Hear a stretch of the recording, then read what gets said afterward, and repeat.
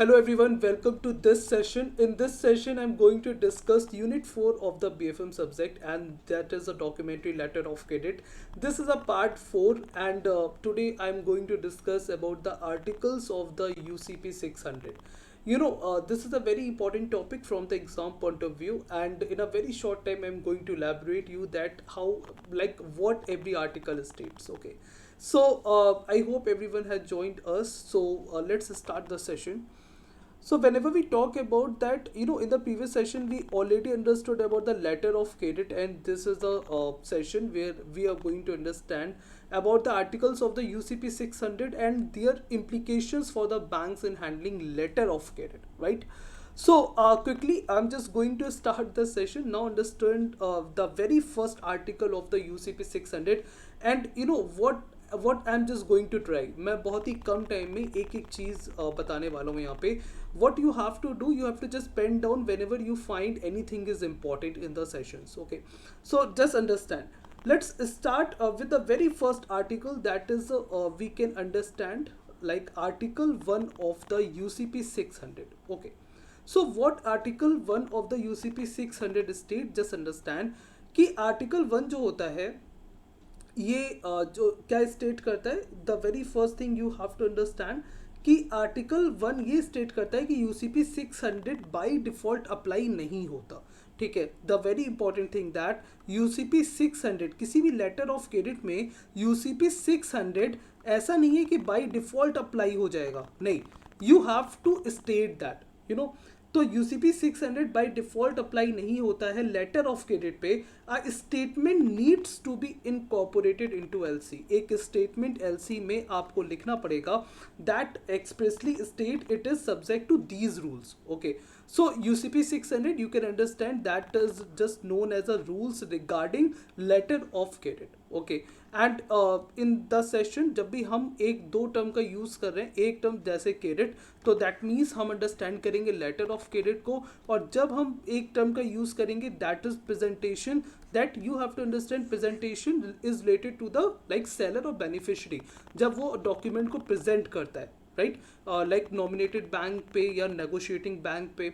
Okay, so UCP 600 by default apply नहीं होता. Second thing is a very important कि UCP 600 जो है, जो आर्टिकल 1 यूसीपी 600 का है, ये अलाउ करता है किसी भी रूल के एक्सक्लूजन के लिए और किसी भी रूल के मॉडिफिकेशन के लिए. That is a very important thing to understand कि article 1, first thing that article 1 जो है वो स्टेट करता है यूसीपी 600 बाय डिफॉल्ट अप्लाई नहीं होगा. सेकंड, आर्टिकल 1 स्टेट करता है कि आप कोई भी रूल जो है वो एक्सक्लूड किया जा सकता है और किसी भी रूल को मॉडिफाई किया जा सकता है. Okay, so this is a very important. So इससे हम ये अंडरस्टैंड करते हैं कि आर्टिकल 1 जो होता है वो जितने भी आर्टिकल्स हैं उनको कहीं ना कहीं अफेक्ट करता है. Okay, so meaning that article 1 of the UCP 600 affects every other article of the UCP 600. So this article 1 to understand is a very important that UCP 600 by default apply नहीं होगा और किसी भी रूल को exclude या modify किया जा सकता है, right? Now understand the second article, that is your article 2. Just a minute. Okay.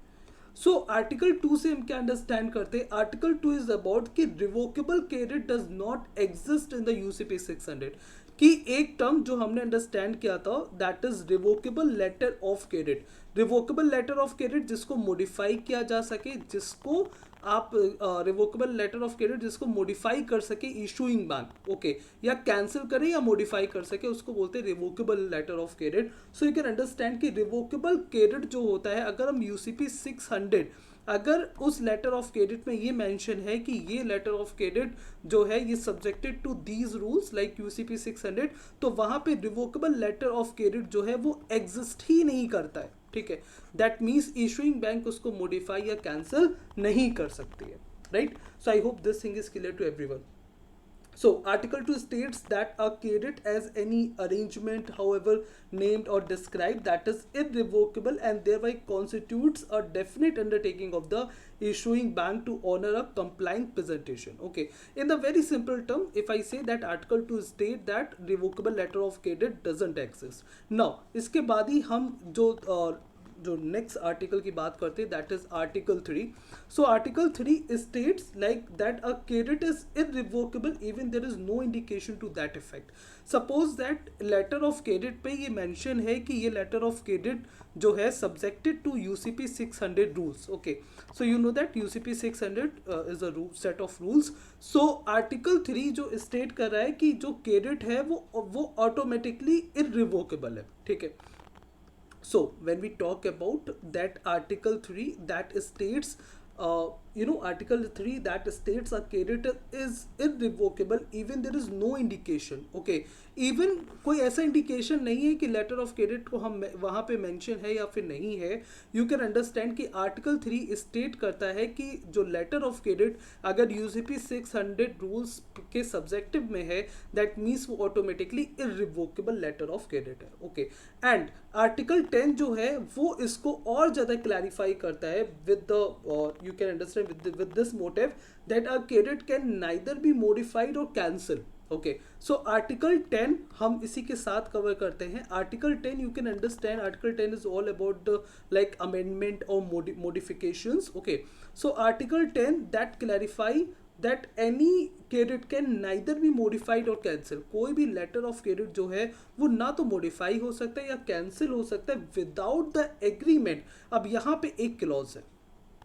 Okay, यहाँ पे एक क्लॉज है कि कोई भी लेटर ऑफ क्रेडिट बिना लाइक मॉडिफाई और कैंसिल नहीं हो सकता है without the agreement of the issuing bank, without the agreement of the issuing bank plus confirming bank.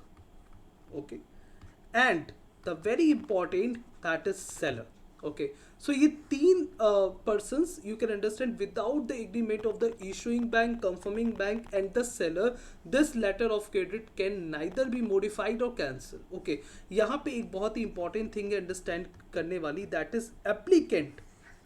जो एप्लीकेंट होता है लेटर ऑफ क्रेडिट में उसका यहाँ पे कोई रोल नहीं होता है. ठीक है, दैट मीन्स उस एग्रीमेंट की जब भी हम बात करेंगे तो वहाँ पे इन्वॉल्वमेंट होगा इशूइंग बैंक का, कंफर्मिंग बैंक का और सेलर का. Right, so article 10 is like article 10 is states that credit can neither be modified or cancelled. Okay, I hope this thing is clear to everyone. Now understand that article 7. Okay, we covered article 1, we covered article 2, we covered article 3, we covered, now we are covering the article 7. Okay, so article 7 states that an issuing bank undertake to reimburse a nominated bank that has honored or negotiated a complying presentation. Okay, you can understand कि जब हम बात करते हैं कि look just understand कि जैसे कि हम बात करते हैं कि ये हमारी क्या है, ये हमारी इशूइंग बैंक है. ओके, ये हमारी इशूइंग बैंक है और फॉर एग्जांपल ये हमारा क्या है, ये हमारा बायर है या इम्पोर्टर है. ओके, और ये हमारा क्या है, ये हमारा सेलर है. Right, so you can understand कि जब हम बात कर रहे थे कि सेलर की बैंक को हम क्या बोलते हैं, that may be the advising bank, that may be the confirming bank, that may be advising bank, confirming bank. Okay, negotiating bank, that all bank related to the exporters country. Okay, and ये सब same भी हो सकती हैं. Now you can understand कि very important thing कि अगर इस सेलर ने नेगोशिएटिंग बैंक या नॉमिनेटेड बैंक, ठीक है, हम एक टर्म को और यूज करते हैं that is nominated bank. Nominated bank that is nominated by the issuing bank in the exporter country. Okay, so for just reimbursement. Okay, so suppose a nominated bank और negotiating bank ने, ठीक है, तो you can understand article 7 that states an issuing bank undertake to reimburse a nominated bank that has honored or negotiated a complying presentation. Suppose a nominated bank ने या negotiating bank ने उस presentation को, उस presentation of the document को जो seller ने present करा था उसके according, ठीक है ना, उसके according payment दे दिया है, तो issuing bank को उसको honor करना है. उस पे जो भी पैसा है दिया है उसको रिम्बर्स करेगी इशूइंग बैंक. फॉर एग्जांपल अगर नेगोशिएटिंग बैंक ने जो डॉक्यूमेंट हैं वो ले लिए हैं, उनको बता दिया है कि ये जो है जितने भी डॉक्यूमेंट सेलर ने प्रेजेंट करे हैं वो कॉम्प्लिएंट है, that means you can understand कि issuing bank has to honour the honor that complying presentation. Okay, so article 7 states only that issuing bank has to reimburse. So हमें learn कैसे करना है कि article 7 state that issuing bank undertake to reimbursement a nominated bank that has honored या तो honored करा है या negotiated a complying presentation and forwarded the document to the issuing bank. Okay, so nominated bank और इन negotiating bank ने जो भी presentation है उनको बताया कि ये complaint है, right? So उस basis पे issuing bank को reimburse करना पड़ेगा, right? Now understand कि article 8 what state when we talk about the term that is the article 8, that article 8 requires a confirming bank to honor or negotiate a complying presentation if the documents are presented to the confirming bank or nominated bank. Okay, that means confirming bank जो होती है, confirming bank हमने confirming bank को understand किया था कि जब भी seller को जो है एक ऐसी बैंक लाइक सेलर को जो इशूइंग बैंक है उस पर ज़्यादा ट्रस्ट नहीं है. ओके, देन कंफर्मिंग बैंक का रोल आता है. कंफर्मिंग बैंक जो होती है वो कंफर्म करती है, गारंटी लेती है इशूइंग बैंक के बिहाफ पे, right? So that means you can understand article 8 requires like confirming bank to honor or negotiate a complying presentation if the document are presented to the confirming bank or nominated bank. Okay, so अगर document जो है वो confirming bank में या nominated bank में present करे जा रहे हैं, दैट मीन्स कंफर्मिंग बैंक और नॉमिनेटेड बैंक को वो प्रेजेंटेशन ऑफ द डॉक्यूमेंट को ऑनर करना पड़ेगा, राइट? सो अब यहाँ पे डिफरेंस क्या है? यहाँ पे डिफरेंस है कि article 7 is about the issuing bank and article 8 is about the confirming bank. That's it. Okay, so article 7 is about the issuing bank have to reimburse. Article 7 state about the issuing bank have to reimburse, and article 8 states about a confirming bank to honor or negotiate. Okay, so that means you can understand article 7 and article 8, right? To understand about the article 9. Article 9 of the UCP 600 that state an advising bank only has to verify the authenticity of the credit. Advising bank का role क्या होता है? Advising bank का role केवल इतना होता है that to authenticate the letter of credit. Okay, so letter of credit को ऑथेंटिकेट करना ही एडवाइजिंग बैंक का पर्पस होता है और सेम उसको एडवाइस करना होता है सेलर को, right? So article 9 state about the advising bank. I hope this thing is clear to everyone that यहाँ पे सबके बैंक्स के बारे में बताया जा रहा है कि article 7 that issuing bank have to reimburse, article 8 that confirming bank has to honor or negotiate.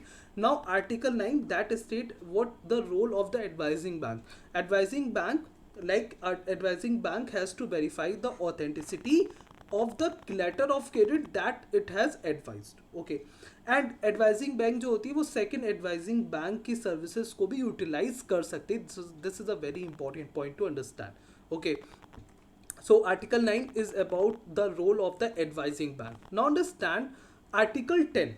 Okay, article 10 जैसे कि भी हमने प्रीवियस स्लाइड में अंडरस्टैंड किया था, आर्टिकल 10 जो हमने बताया था आर्टिकल 3 को जो है वो और क्लैरिफाई करता है आर्टिकल 10 कि आर्टिकल 10 के अकॉर्डिंग कोई भी क्रेडिट जो है वो ना तो मॉडिफाई या कैंसिल किया जाता है without the agreement of the issuing bank, confirming bank and the seller और beneficiary. Okay, so article 10 is actually deals with the amendments. Okay, amendments और you can also understand the modification, right? So article 10 deals with the amendment or modification. So the beneficiary or exporter should give notification of acceptance or rejection of an amendment. For example, suppose that अगर मैं बात करता हूँ कि issuing bank ने या for example importer ने, right? सो importer like issuing bank importer के बिहाफ पे ही कोई जो क्लॉज है, कोई रूल है उसको एक्सक्लूड या इंक्लूड करेगी, right? So you can understand कि सपोज दैट इम्पोर्टर और इशूइंग बैंक ने कोई किसी रूल को एक्सक्लूड करा है या किसी रूल को मॉडिफाई करा है, राइट?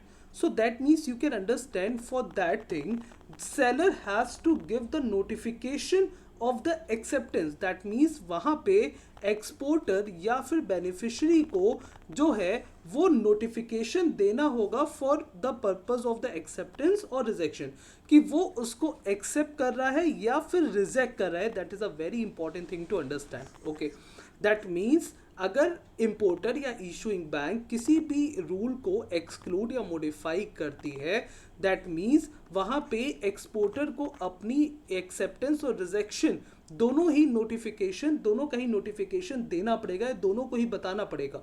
अगर एक्सपोर्टर या बेनिफिशियरी ये नहीं करता है, दैट मीन्स उस रूल को जो भी रूल जो है जो एक्सक्लूड करा गया है, जो मॉडिफाई किया गया है, उसको इम्प्लीमेंट मान लिया जाएगा in terms and conditions of the letter of credit. Okay, I think this thing is clear to everyone that article 10 is about the amendment or the modification, right?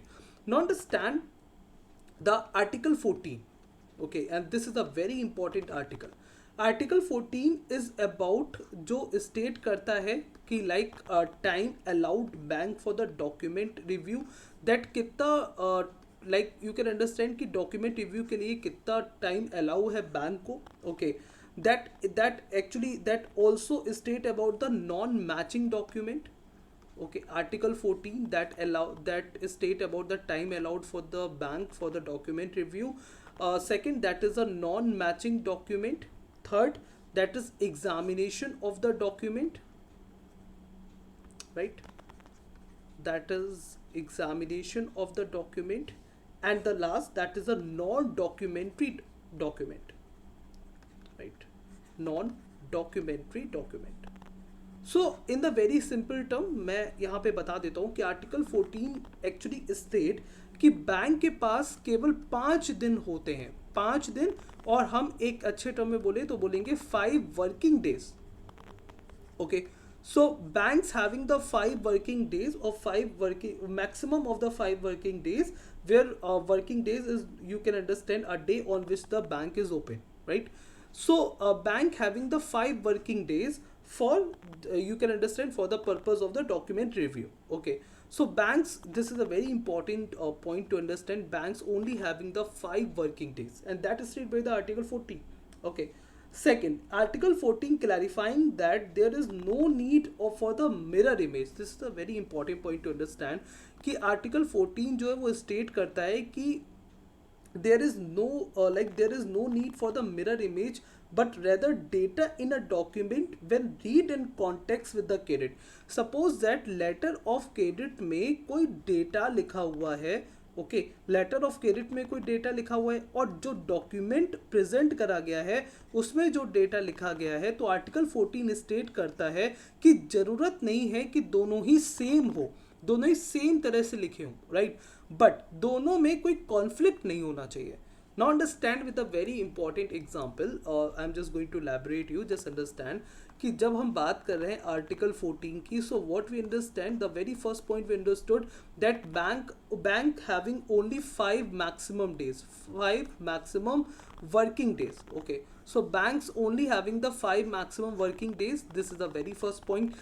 Second point, there is no need of for the mirror image, but rather data in a document when read in context with the credit, the document itself and international standard banking practice need not be identical to but must not conflict with. इसका मतलब ये है, suppose that कि letter of credit में for example, okay, so letter of credit में जो goods का description दिया हुआ है, लेटर ऑफ क्रेडिट में जो गुड्स का डिस्क्रिप्शन दिया हुआ है वो कुछ इस तरह दिया हुआ है. फॉर एग्जांपल कि वोल्टास का एसी है. ओके, सो वोल्टास का AC for the model number 147A, right?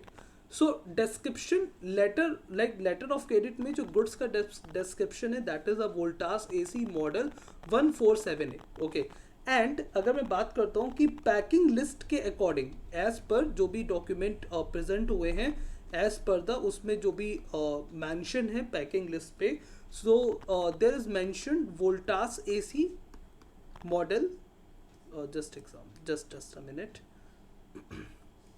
उसमें मेंशन है that is Voltas AC 147A model. Okay, so now you can understand कि क्या बोल रहा है कि जरूरी नहीं है कि लेटर ऑफ क्रेडिट में जो डेटा दिया है वो ही सेम डेटा जो है वो डॉक्यूमेंट प्रेजेंट जो सेलर कर रहा है या पैकिंग लिस्ट पे जो लिखा है मेंशन है वो सेम तरह से लिखा हो। ओके, बट वो कॉन्फ्लिक्ट नहीं करना चाहिए। That means now you can understand कि यहाँ पे इस तरह से लिखा था कि वोल्टास एसी मॉडल 147A और यहाँ पे इस तरह से लिखा है Voltas AC 147A model. That means ये जो है ये करेक्ट है। ओके, बट कॉन्फ्लिक्ट नहीं करना चाहिए। यहीं पे अगर as per the packing list अगर यहीं पे इस तरह से लिखा होता that is Voltas AC model 247A। Okay, now you can understand कि यहाँ पे मॉडल नंबर ही चेंज कर दिया है। यहाँ पे क्या है, मॉडल नंबर ही चेंज हो गया है। यहाँ पे 147A लिखा है, यहाँ 247A लिखा है। That means this is a case of the confliction. Okay, that means वहाँ पे क्या है, कॉन्फ्लिक्ट होगा, right.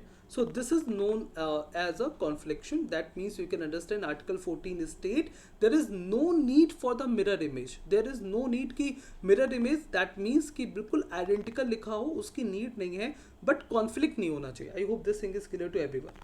Second, the period of the presentation of the document. एक और आर्टिकल 14 जो स्टेट करता है कि 5 मैक्सिमम वर्किंग डेज होने चाहिए जो बैंक्स के पास होते हैं डॉक्यूमेंट रिव्यू के लिए। नाउ फॉर द सेलर और द एक्सपोर्टर 21 कैलेंडर डेज जो है वो अलाउ करे गए। 21 कैलेंडर डेज अलाउड किए गए हैं, like after the date of the shipment. After the date of the shipment, that means एक बार जो गुड्स भेज दिए सेलर और बेनिफिशियरी ने, उसके बाद सेलर और बेनिफिशियरी के पास 21 कैलेंडर डेज होते हैं for presentation of the document. Document को प्रेजेंट करने के लिए सेलर और बेनिफिशियरी के पास केवल 21 कैलेंडर डेज होते हैं, like after the date of the shipment, and that is a very important thing to understand. Okay, so what we understood that banks having only the 5 maximum working days and like 21 calendar days having the seller for the document presentation. Okay, now understand the article 15. I hope this article is understandable for everyone. Now understand the article 15. Okay, सो जब हम बात करते हैं article 15 की, that means you can understand article 15 is about the complying presentation. Okay, so article 15 is about the complying presentation.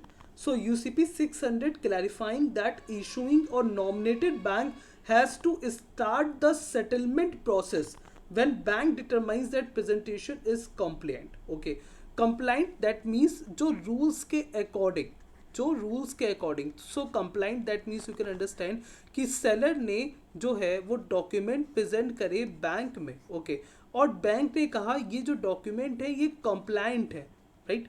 You can understand कि article 15 actually clarify करता है कि इशूइंग या नॉमिनेटेड बैंक को कब सेटलमेंट प्रोसेस स्टार्ट करना है।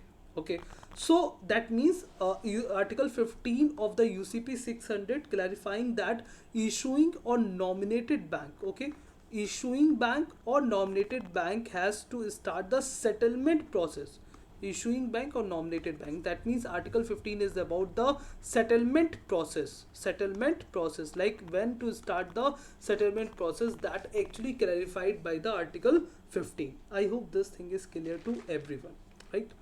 So this is stated by the article 15. Now understand the another article, that is article 16.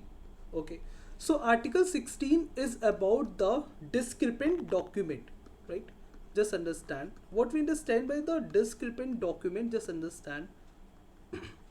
So article 16 is about the discrepant document. Discrepant means वो document जो rules के according नहीं है। That means you can understand जो document not in accord, or you can also understand that actually not with up to the agreement. Okay, so discrepant document that not in accord, or you can also say that not up to the agreement, right? So article 16 is about the discrepant document. So that means you can understand where the issuing bank determines that a presentation does not comply with the documentary requirement of the letter of credit, it can refuse to order or negotiate the presentation. अगर issuing bank को लगता है, अगर issuing bank को या nominated bank को, okay, nominated bank जो होती है ये exporter country में ही होती है, that is nominated by the issuing bank for honour और नेगोशिएट द प्रेजेंटेशन। ओके, जो नॉमिनेटेड बैंक होती है वो एक्सपोर्टर की कंट्री में होती है, और इशूइंग बैंक कहाँ होती है? इशूइंग बैंक इंपोर्टर की कंट्री में होती है, right. Now you can understand कि nominated bank is actually nominated by the issuing bank for the purpose of the honour or negotiate the document, or like document that is presented by the seller. Okay, so that is a very important thing to understand. Now understand कि issuing bank और nominated bank को अगर ये लगता है कि जो presentation, जो भी document present किए हैं seller ने, वो up to agreement नहीं है, राइट, जो भी एग्रीमेंट में लिखा है उसके अकॉर्ड में नहीं है, दैट मीन्स इशूइंग बैंक और नॉमिनेटेड बैंक जो है, यहाँ पे हम इशूइंग बैंक को कंसर्न कर रहे हैं, तो इशूइंग बैंक जो है वो रिफ्यूज कर सकती है फॉर ऑनर और नेगोशिएट द प्रेजेंटेशन। ओके, सो यहाँ पे ये राइट दिया जा रहा है कि issuing bank can refuse for honoring or negotiating the document if the document is not up to the agreement. Okay, so this is stated by the article 16. I hope this thing is clear to everyone, right? Now understand, I'm just erasing all this stuff from here. Now understand about the article 17. Okay, so article 17 states at least one original document required by the letter of credit must be submitted and that it will be the considered as original document. Okay, that means जो भी document present किए जा रहे हैं, जो भी documents present किए जा रहे हैं बाय द सेलर, वो सारे उसमें जैसे डॉक्यूमेंट प्रेजेंट किए जा रहे हैं उसमें ओरिजिनल्स डॉक्यूमेंट भी लाइक ओरिजिनल्स होना भी बहुत जरूरी है, right. That means it states at least one original document required by the letter of credit, कम से कम एक ओरिजिनल तो इम्पॉर्टेंट है ही है। Okay, so that state by the article 70, right.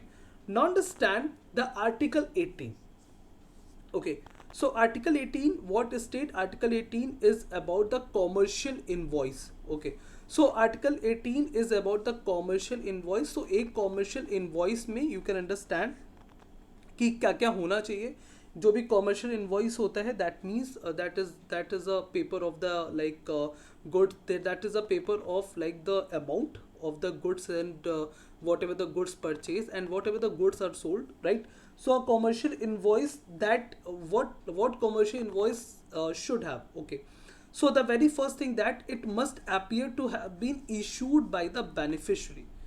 So like a commercial invoice must appear to have been issued by the beneficiary except as provided in article 30. Article 38 is about the transferable credit. Okay, whenever we talk about the article 38, just understand it is all about the transferable credit, जहाँ पे जो letter of credit है वो क्या है, वो like you can understand article 38 के according जो लेटर ऑफ क्रेडिट है वो ट्रांसफर्ड हो जाता है दूसरी पार्टी को। ओके, वहाँ पे दूसरा बेनिफिशियरी हो जाता है। Now you can understand it must appear to have been issued by the beneficiary, it must be made out in the name of the applicant.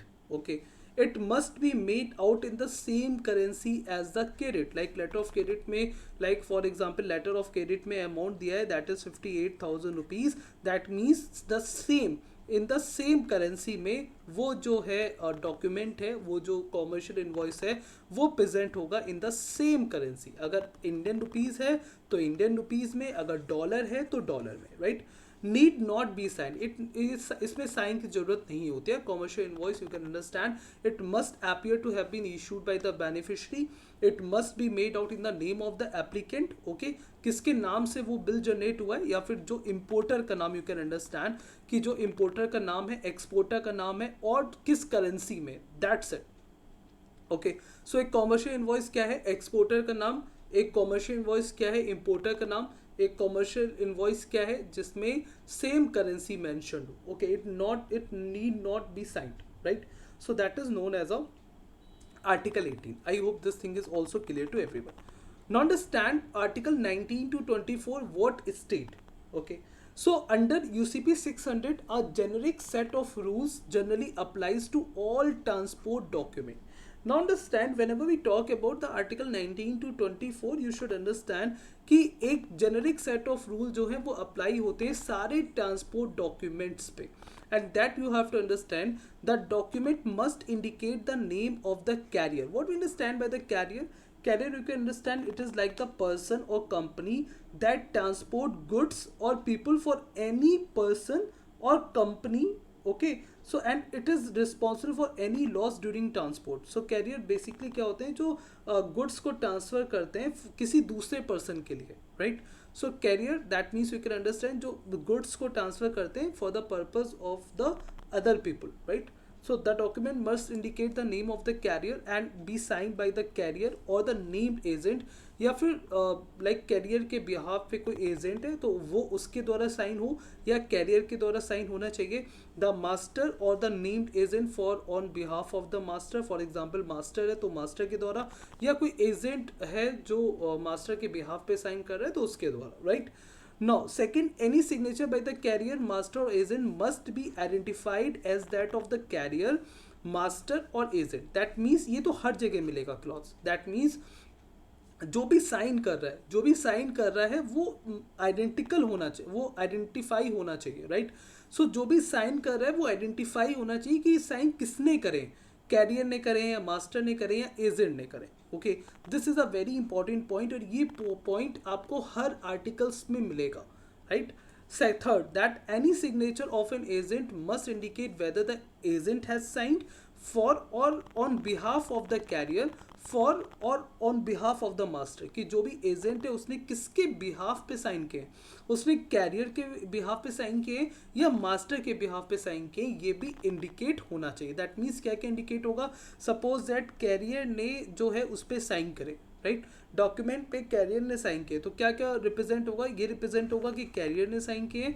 Second, ये रिप्रेजेंट होगा किसके बिहाफ पे करें, right. So this is a very important to understand. अगर agent जो है वो sign कर रहा है तो अगर एजेंट साइन कर रहे हैं तो एजेंट में क्या मेंशन होगा कि एजेंट ने साइन किए, किसके बिहाफ पे करें, कैरियर के बिहाफ पे करें या मास्टर के बिहाफ पे करें, ये मेंशन होना चाहिए. Okay, there is no need to name the master. Master का नाम होना जरूरी नहीं है. And in the case of the charter party bill of lading, this is also very important to understand.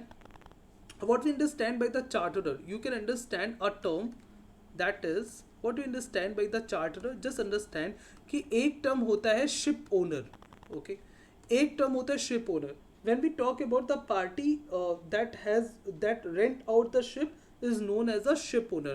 जो अपनी शिप को दूसरों को रेंट पे देती है उनको बोलते हैं शिप ओनर, और जो रेंट पे लेती है उनको बोलते हैं charterer. That is a very important to understand कि जो पार्टी रेंट पे देती है अपनी शिप को, ओके, सो उनको बोलते हैं शिप ओनर, और जो रेंट पे लेती है, okay, that is known as a charterer. okay, so that means in the case of the charter party bill of lading, okay, so there is no longer need to indicate the name of the carrier. They may now also be signed by the charterer. तो वो चार्टरर के चार्टरर के द्वारा भी sign किए जा सकते हैं जो बिल्स हैं. Okay, so that is a very important to understand. I hope this thing is clear to everyone.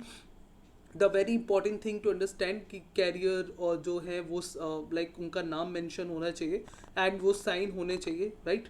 And ये भी होना चाहिए कि अगर कोई एजेंट साइन कर रहा है तो किसके बिहाफ पे कर रहा है ये क्लियरली मेंशन होना चाहिए. सो that is the all about the article 19 to 24, right. Now understand article 28. Article 28 is all about the insurance document. कि एक इंश्योरेंस डॉक्यूमेंट की जब भी हम बात करते हैं, an insurance document such as an insurance policy and insurance certificate or a declaration under like open cover must appear to be issued and signed by an insurance company.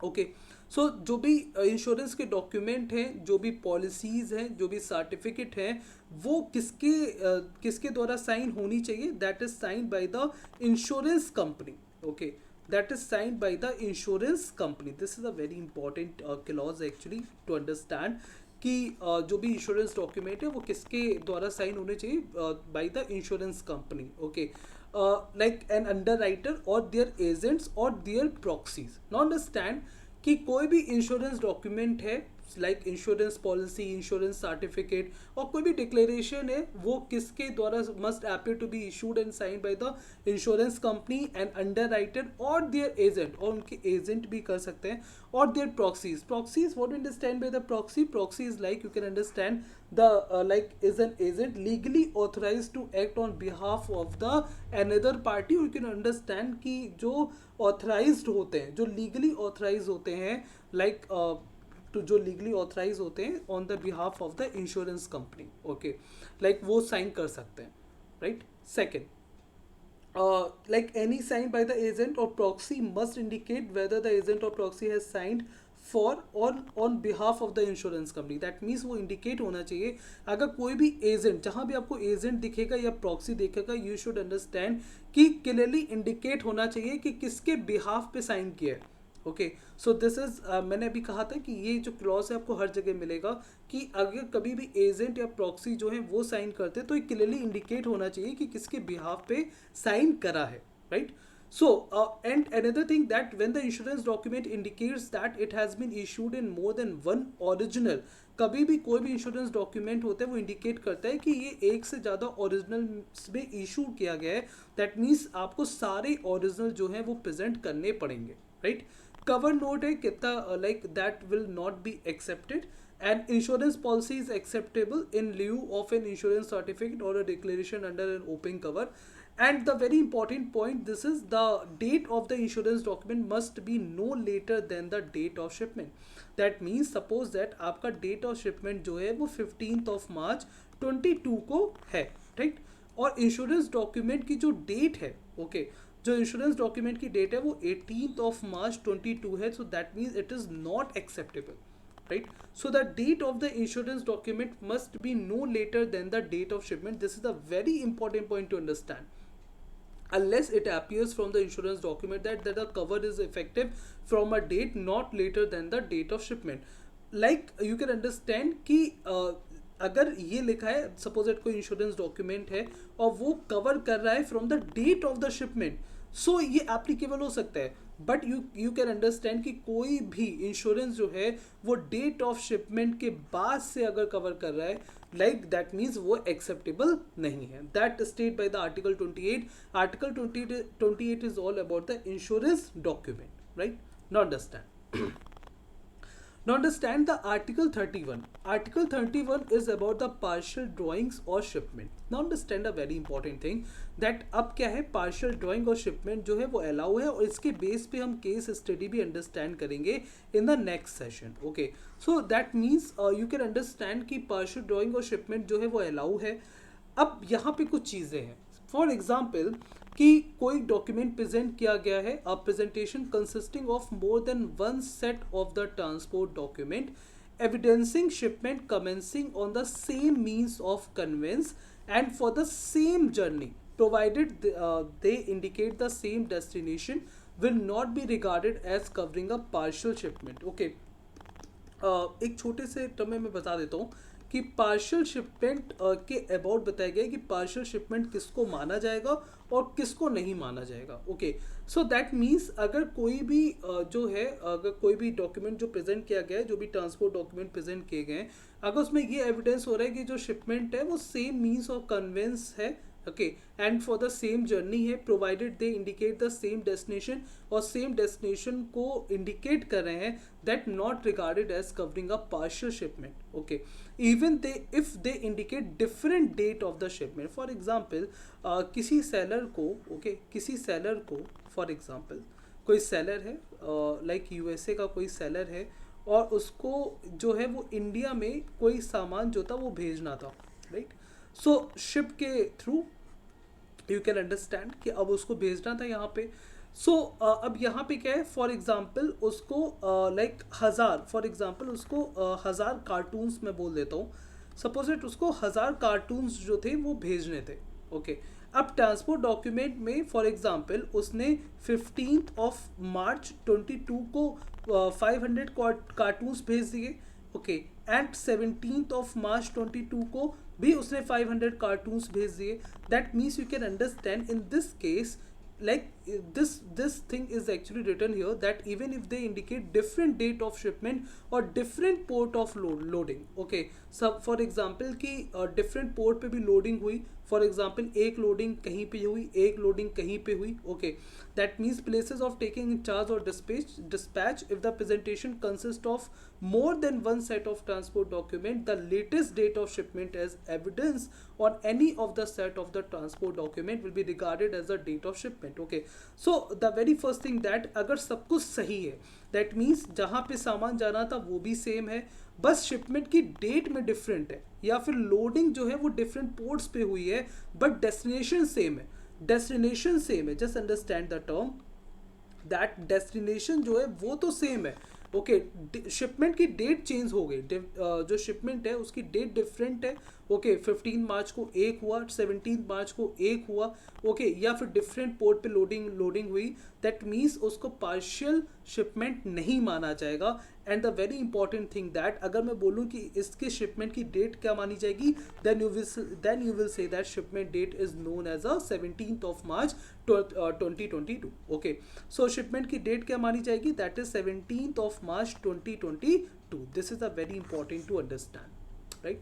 So article 31 that actually state about the partial drawing or partial shipment, कुल मिला के मैं अगर एक simple term में इसको बोलूँ तो कुल मिला के बात यह है कि अगर किसी सेलर को, ओके, किसी सेलर को एक्सपोर्टर की किसी सेलर को कोई सामान भेजना था, ओके, तो पार्शियल शिपमेंट की कंडीशन कहाँ पे मानी जाएगी ये बताया गया है, और पार्शियल शिपमेंट की कंडीशन कहाँ नहीं मानी जाएगी वो बताया गया है, ओके। सो अगर डेस्टिनेशन सेम है, उसको वो सामान को जहाँ पे जाना था वो सेम है, okay, right, and journey same है, ओके, तो उसको पार्शियल शिपमेंट नहीं माना जाएगा, इवन वहाँ पे शिपमेंट की डेट जो है वो चेंज है, या जो शिपमेंट की डेट है वो डिफरेंट है, या जो डिफरेंट पोर्ट ऑफ लोडिंग है, ओके, दैट मीन्स कुछ सामान किसी एक पोर्ट पे लोड हुआ है, कुछ सामान किसी एक पोर्ट पे लोड हुआ है, राइट, बट डेस्टिनेशन सेम है, that means that will not counted as a partial shipment, right. Now partial shipment किसको माना जाएगा, a presentation consisting of one or more set of transport document evidencing shipment on more than one means of conveyance within the same mode of transport, within the same mode of transport, that means अगर हम water transport की बात कर रहे हैं, right, so that means you can understand जहाँ पे एक से ज़्यादा कन्वेंस यूज़ किए गए हैं, जहाँ पे एक से ज़्यादा कन्वेंस यूज़ किए जाएँ वहाँ पे हम उसको पार्शियल शिपमेंट मानेंगे, ओके। सो पार्शियल शिपमेंट कहाँ पे मानेंगे, जहाँ पे एक से ज़्यादा कन्वेंस का यूज़ हुआ हो, ओके। अब पार्शियल शिपमेंट कहाँ पे नहीं मानेंगे, जहाँ पे हम कह रहे हैं कि सेम कन्वेंस यूज़ हुआ है, ओके, बट डिफरेंट डेट पे हुआ है, राइट, डिफरेंट डेट है, दैट मीन्स कुछ सामान सेलर ने जो है वो 15 मार्च को पहुँचा दिया, कुछ सामान जो सेलर ने है वो 17 मार्च को पहुंचा दिया, that is not counted as a partial shipment, okay, that is counted as the, you can understand the latest date, that is 17 March 22 जो है उसको माना जाएगा date of shipment, okay, and that is not counted as a partial shipment, right, सिर्फ इतना ही लिखा है, right. I hope this thing is clear to everyone. Now understand the last article, that is article 36, इसके बाद जो article 38 है that is about the transferable credit, okay, that you all just understood, that we discussed, okay। article 36 is about the force majeure, okay, what we understand by the force majeure, so you can understand कि इस article 36 जो है वो state करता है या power करता है बैंक को कि कोई भी बैंक जो है, ओके, बैंक को कितने डेज मिले थे for document review, you will say that banks having the 5 working days for honor or negotiating the document, so banks having the maximum 5 working days, okay। now understand कि force majeure से हम क्या understand करते हैं, so force majeure is like an event that effect that cannot be controlled, okay। so force majeure एक event like you can understand जिसको control नहीं किया जा सकता, for example country में क्या है, कंट्री में इमरजेंसी लग गई, फॉर एग्जाम्पल कंट्री में वर्ल्ड वॉर डिक्लेयर हो गया, फॉर एग्जाम्पल कंट्री में कोई डिजीज पैंडमिक है, फॉर एग्जाम्पल अर्थक्वेक है या कोई नेचुरल डिजास्टर है, okay, then you can understand कि वहाँ पे बैंक हैविंग द पावर और बैंक विल नॉट ऑनर और negotiate under a credit that expired during the force majeure event. जो भी उस पीरियड में, ओके, फॉर एग्जांपल उस पीरियड में जो डॉक्यूमेंट प्रेजेंट किए गए और बैंक ओपन ही नहीं हुई, ओके, या कोई फोर्स मेजर इवेंट है तो बैंक ओपन ही नहीं हुई, that means you can understand after like, और 5 वर्किंग डे भी कंप्लीट हो गए, दैट मीन्स वो जो डेज हैं वो एक्सपायर्ड हो गए, दैट मीन्स उस केस में बैंक जो है उस लेटर ऑफ क्रेडिट को ऑनर नहीं करेगी, okay. That means bank will not honour और negotiate under under a credit that expired during the force majeure event. जो भी फोर्स मेजोर इवेंट में जो भी डेज अगर आ गए, राइट, दैट मीन्स बैंक उसको क्या करेगी, बैंक उसको जो है वो ऑनर एंड नेगोशिएट नहीं करेगी. That is stated by the article 36. I hope this thing is clear to everyone. Okay, so I try my best to like to elaborate about the articles of the UCP 600. We discussed everything in this articles of the UCP 600. I hope you all just understood that, right? So thank you everyone for joining me in this session. I hope if you like this video, just hit the like button and share this video to your friends so that maximum of our bankers can join with us in these kind of the sessions. And one more thing, in the next session we will understood about the case studies of the your documentary letter of credit. Okay, so thank you everyone for joining in this session.